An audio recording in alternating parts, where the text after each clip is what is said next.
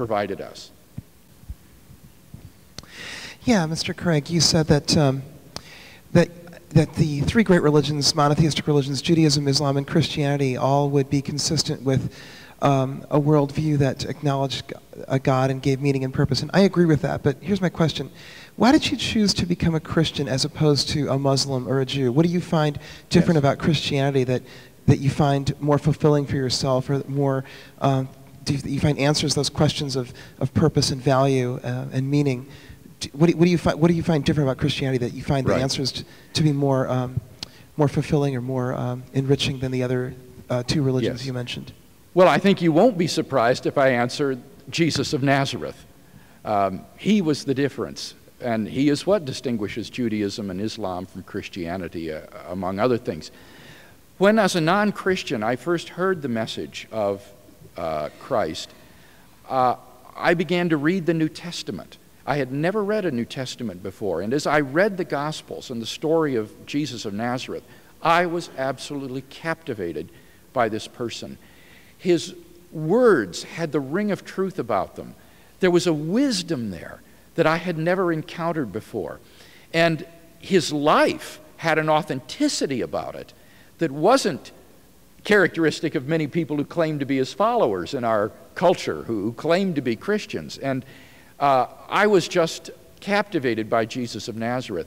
And when I understood the message of the New Testament, that I was sinful and therefore separated from God, that rang true in my life. I sensed that though I believed there was a God out there who existed, that I enjoyed no personal relationship with him. He was a distant and unknown entity to me. And as I looked into my own heart, I could see the blackness within, the moral selfishness and self-centeredness. And so I had no problem with what I read in the New Testament when it said that all people are sinful and fall short of the glory of God.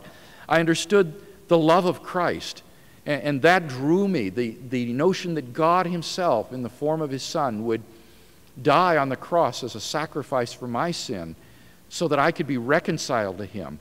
And then most of all, perhaps, the notion that through Christ I could come into a personal relationship with God, that God could become a living personal reality in my life as a loving Father. This was tremendously appealing.